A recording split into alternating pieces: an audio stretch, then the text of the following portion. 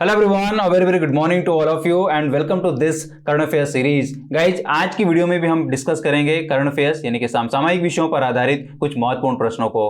Video बहुत important होने वाली है। वीडियो को लास्ट देखिएगा, पूरा देखिएगा और वीडियो में जो भी जानकारी आपको इंपॉर्टेंट लगे आप उस जानकारी को याद किया करें, साथ में नोट जरूर कर लिया करें, बिकॉज ये जानकारी बहुत सारे क्वेश्चन को सॉल्व करने में हेल्प करती है। जो क्वेश्चन आपके आने वाली प्रतियोगी परीक्षाओं में पूछे जाते हैं या पूछे जाएंगे, उनमें ये जानकारी बहुत इंपॉर्टेंट होती है। तो उसको याद करने के साथ साथ नोट जरूर किया करें, बिकॉज आप जब एग्जाम टाइम में इस जानकारी को रिवाइज करके जाएंगे तो डेफिनेटली आपको कहीं ना कहीं हेल्प मिलेगी, राइट। तो शुरू करते हैं आज का ये हमारा वीडियो और देखते हैं पहला क्वेश्चन। तो फर्स्ट क्वेश्चन है, According to the स्वच्छ सर्वेक्षण 2021 report, which city has been rated as the cleanest city of India? स्वच्छ सर्वेक्षण 2021 रिपोर्ट के अनुसार भारत के सबसे स्वच्छ शहर का दर्जा किसे दिया गया है? तो यहाँ पे ऑप्शंस गिवन है, सूरत, विजयवाड़ा, इंदौर या सासाराम। तो सही ऑप्शन जान लें। सही ऑप्शन यहाँ पे है, आप जरूर गेस कर पा रहे होंगे अगर आपने पिछले 4 से 5 सालों की ये रिपोर्ट पढ़ी हो। स्वच्छ सर्वेक्षण रिपोर्ट हर साल निकल रही है, पिछले 5 साल से निकल रही है लगातार। और अगर आपको मालूम होगा तो जरूर आप यहाँ पे समझ गए होंगे कि आंसर क्या होगा। जी हाँ, करेक्ट आंसर है इंदौर। जी, इस बार भी इंदौर ने ये बाजी हासिल की है, मतलब कि ये खिताब हासिल किया है, ये रुतबा हासिल किया है। रुतबा ये है कि ये स्वच्छ सर्वेक्षण 2021 में इस बार भी क्लीनेस्ट सिटी घोषित की गई है, यानी कि सबसे स्वच्छ सिटी के रूप में घोषित की गई है, राइट। और बहुत इंपॉर्टेंट है, जैसे मैंने आपको बताया कि ये लगातार 4 से 5 साल से ये रिपोर्ट निकल रही है और हर साल इस रिपोर्ट में जो इंदौर है वो पहले पायदान पर रहता है, यानी कि पहली पोजीशन पे रहता है, राइट। तो अपने आप में बहुत इंपॉर्टेंट है, वो बहुत बड़ी बात है इंदौर के लिए।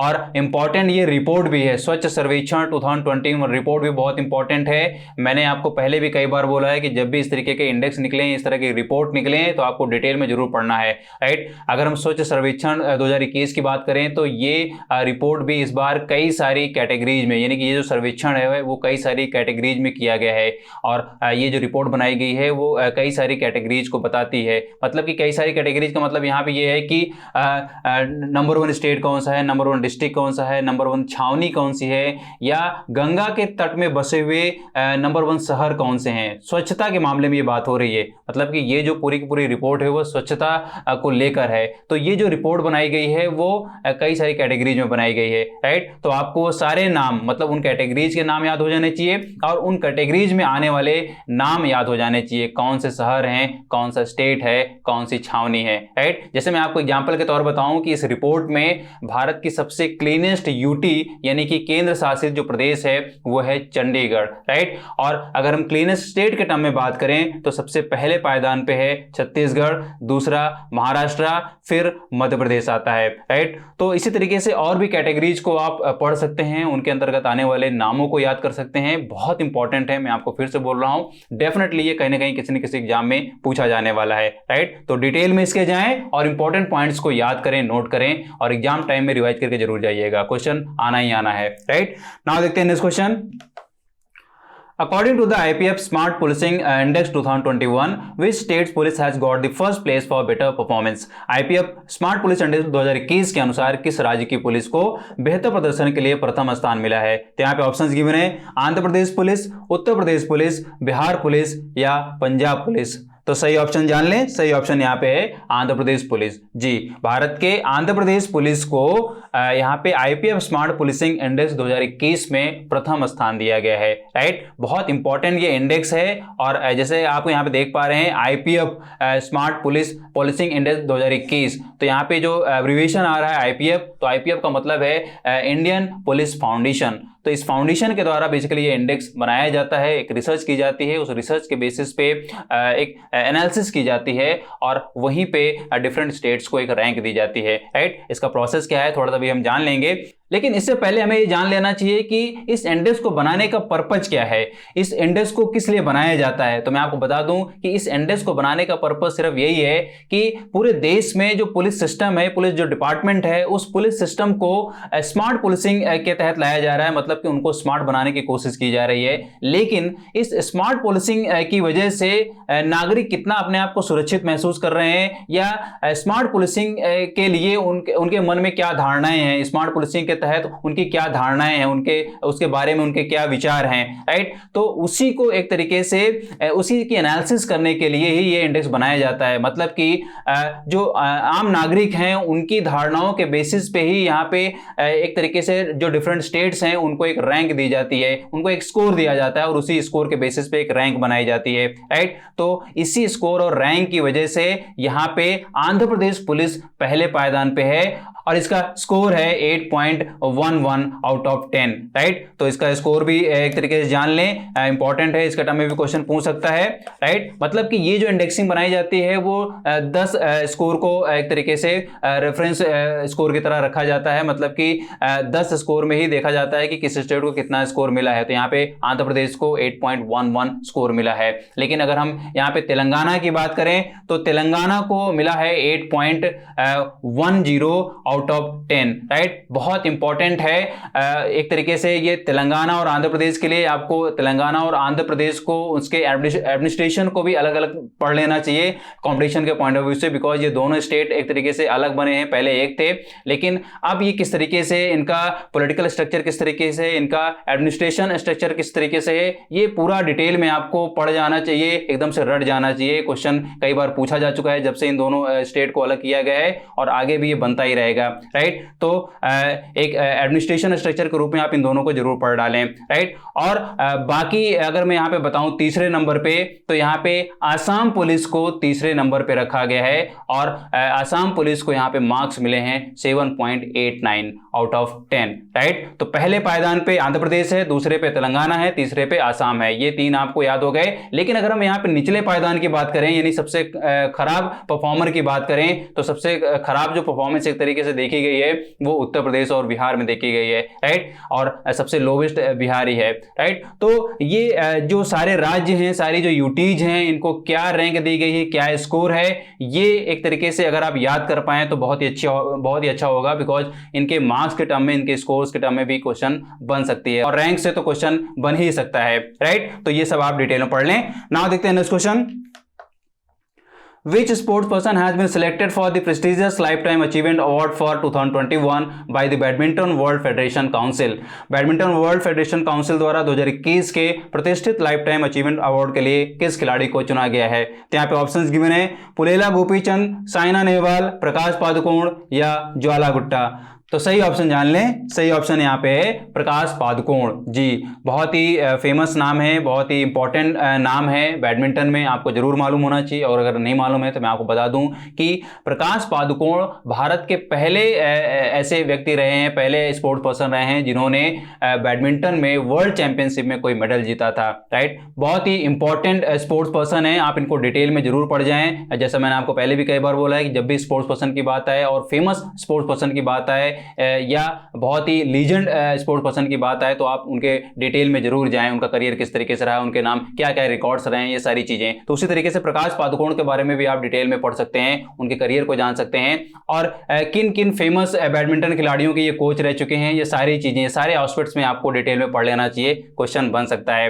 राइट। बहुत इंपॉर्टेंट है। और मैं यहाँ पे एक इंपॉर्टेंट बात आपको बता दूं, देखिए ये जो अवार्ड दिया गया है वो BWF के द्वारा दिया गया है, यानी कि यहाँ पे बात की जा रही है बैडमिंटन वर्ल्ड फेडरेशन काउंसिल की, right, badminton world federation council की। तो उसने ये अवार्ड तो दिया ही है, अवार्ड है लाइफ टाइम अचीवमेंट अवार्ड। लेकिन 2018 में BOI यानी कि बैडमिंटन एसोसिएशन ऑफ इंडिया ने भी इनको लाइफ टाइम अचीवमेंट अवार्ड से नवाजा है, राइट। तो आपको ये भी याद कर लेना है, 2018 में BOI ने भी इनको लाइफ टाइम अचीवमेंट अवार्ड दिया है, राइट। तो ये दोनों चीजें आप याद कर लें। और एक यहाँ संस्था के रूप में आप BWF को भी ढंग से पढ़ जाएं, BOI को भी ढंग से पढ़ जाएं। लेकिन सबसे इंपॉर्टेंट अगर इस क्वेश्चन के कॉन्टेक्स्ट में देखें तो BWF ही पढ़ रहा है, आपको एक स्टैटिक जानकारी उसके बारे में रखनी चाहिए। जैसे अगर मैं एक बेसिक जानकारी यहाँ पे देना चाहूँ BWF के बारे में, तो आपको बताऊं कि BWF एक IOC यानी कि इंटरनेशनल ओलंपिक कमेटी के द्वारा और IPC यानी कि इंटरनेशनल पैरालंपिक कमेटी के द्वारा रिकॉग्नाइज्ड बैडमिंटन रेगुलेटेड बॉडी है। मतलब कि बैडमिंटन को गवर्न करने वाली एक इंटरनेशनल बॉडी है, राइट, और ये IOC एंड IPC के द्वारा रिकॉग्नाइज्ड है, राइट। बहुत इंपॉर्टेंट है। अगर हेडक्वार्टर के टर्म में पूछा जाए तो आपको मालूम होना चाहिए इसका हेडक्वार्टर कुआलालंपुर मलेशिया में है, राइट। और भी इसके इंपॉर्टेंट पॉइंट्स में आप जाएं, BWF और BOI को एक संस्था के रूप में जरूर पढ़ रहे हैं। और यहाँ पे जो ऑप्शंस गिवन है, पुलेला गोपीचंद, साइना नेहवाल, ज्वाला गुट्टा, इनके करियर के बारे में भी आप डिटेल में जरूर जाएं, इनके रिकॉर्ड्स को स्पेशली आप याद कर लें, right. And now the next question, Which social organization has been selected for the 2021 Indira Gandhi Peace, Disarmament and Development Award for work in the field of education? शिक्षा के क्षेत्र में कार्य के लिए किस समाज सेवी संस्था को साल 2021 के इंदिरा गांधी शांति, निरस्त्रीकरण और विकास पुरस्कार के लिए चुना गया है? तो ऑप्शंस यहाँ पे गिवन है, इनमें से सही ऑप्शन मैं आपको बता दूं, सही ऑप्शन यहाँ पे है प्रथम एजुकेशन फाउंडेशन, राइट। बहुत ही इंपॉर्टेंट फाउंडेशन है, एजुकेशन फाउंडेशन है। आप इसके डिटेल पॉइंट में जरूर जा सकते हैं, मतलब कि एक फाउंडेशन के रूप में इसकी एस्टेब्लिशमेंट कैसे हुई, कब हुई और फाउंडिंग मेंबर्स कौन थे, राइट, और अभी इसका उद्देश्य क्या है और अभी ये कैसे किस तरीके से काम कर रही है एजुकेशन के फील्ड में। लेकिन थोड़ा सा मैं यहाँ पे इसकी ब्रीफिंग कर देता हूं। देखिए, प्रथम एजुकेशन फाउंडेशन जो है वो बुनियादी शिक्षा में काम करने वाली, प्राथमिक शिक्षा में काम करने वाली या वंचित बच्चों के लिए काम करने वाली, मतलब कि ऐसे वंचित बच्चे जो बुनियादी शिक्षा से वंचित हैं उनके लिए काम करने वाली और शिक्षा में गुणवत्ता किस तरीके से लाई जाए उसमें रिसर्च करने वाली, उसमें सुधार करने वाली एक तरीके से ये अग्रणी संस्था है, राइट। और इसके इन्हीं सारे प्रयासों की वजह से इस बार इसे